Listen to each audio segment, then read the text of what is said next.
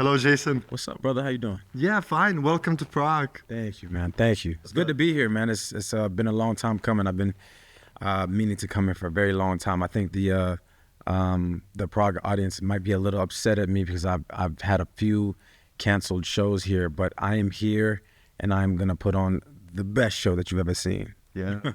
Well, you know, they're not gonna be mad at you because it was not your fault, actually. Not my fault. No. The first time, I mean, the electricity got out, right? Yeah, the electricity went out, but I still went outside and performed with like a little boom box. Yeah. I think that was a nice moment, though. It was some kind of balcony or something like that, right? Yes.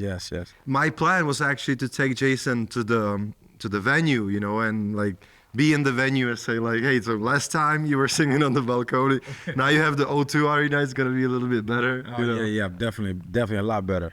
Yeah. No, so it wasn't your fault. It's just, you know, it wasn't meant to be, maybe. Yeah.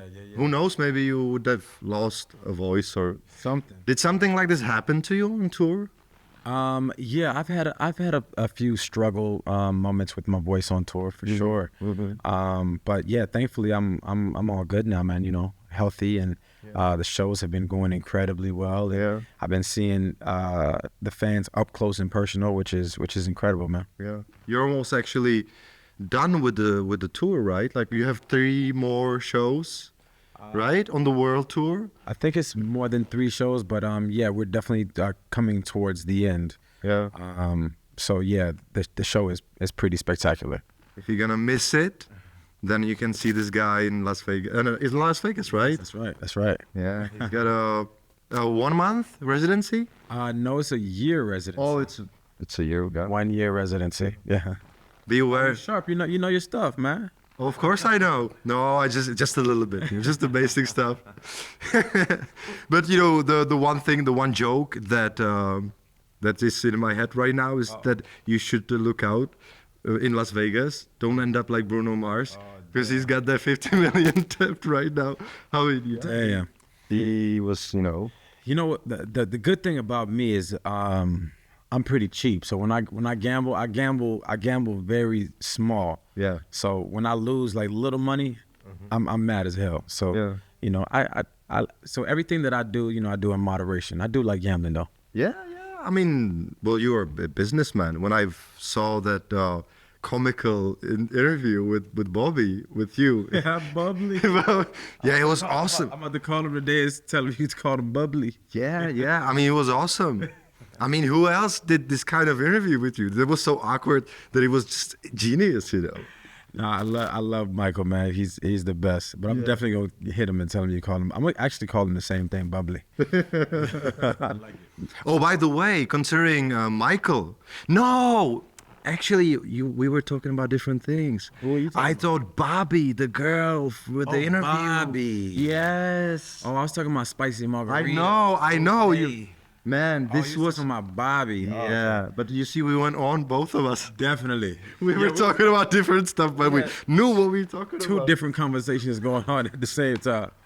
You know what was crazy? Because we had a Zoom call like before the Christmas, and I told you that that you got out you have the new single, the Christmas one, and I didn't know about your friendship with Michael Bublé. Yeah.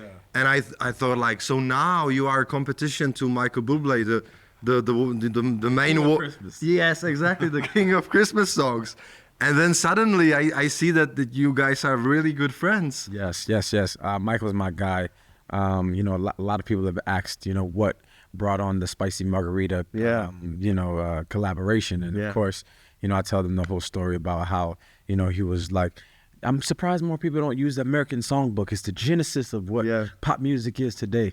And then that's how the whole collaboration happened. But, you know, became one of my really, really good friends. And I think it's just a beautiful story altogether. Yeah, that's so cool, you know. And you guys like, you know, like totally different worlds, totally different people, but still it looks like it works, you know. And it sounds like it works. So, but where we did this turn, the conversation thing, when we were talking about you like being a businessman, not spending too much money on gambling and stuff. You know how to invest, the chains and stuff, right? But it's awesome, man, that you have this, and you've heard it 1,000 times probably, but when I have heard it for the first time, that you have the car wash thing, making so much money. That's awesome. Yeah. Like, where did this idea came from? Like, when you were like successful musician, like how the heck you have a time for business like this? Because right? I mean, honestly, it's the harder you work, the luckier you get. You know, and I've done a lot of different businesses, and any businessman will tell you, that like he knows what he's doing. You know, but the truth of the matter is, you just have to work really hard and diversify yourself and do a lot of different things. Yeah. And something will eventually hit. Well, this is a very successful thing. Yeah. By the way, It's like being at the casino. You know what I'm saying? Nah, I'm just fucking. If you keep the money on black, eventually you gonna hit. But the good thing about like Bruno is that he's got a new Fender he's got a signature Stratocaster. By the way, spicy margarita, the alcohol and stuff. Is it like your favorite drink or something, or it was just a fancy name that you just gave the song the name? I mean, I feel like it sounds sexy, If It does. Yeah. You're my mojito, babe. Don't have the same vibe, or you my rum and coke. Nah, it's, you my Hennessy on ice, but But Hennessy is as a tradition, like rap songs. Hennessy is the number one. It just doesn't sound sexy to me for the world. Yeah. A spicy margarita sounds like that's fire. But the last thing, that's the major one, because your Instagram is also full of like there's the special little thing like the fitness. That's the first thing that you have a thumbnail there.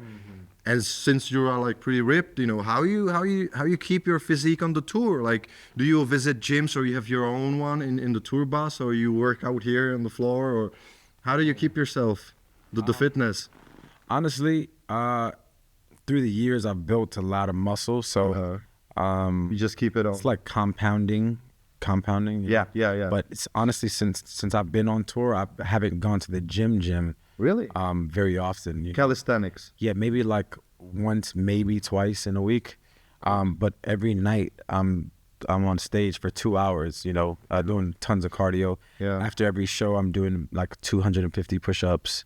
That's the thing. Yeah. So like I'm doing a lot, But once I get off the road again, I'm gonna go back to the weights and continue to compound.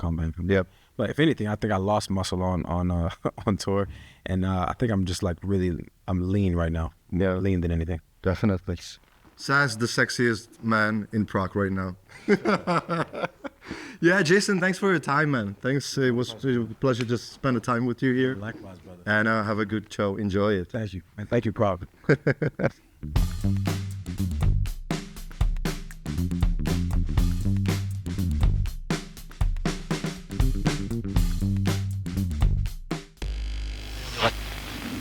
Evropa 2.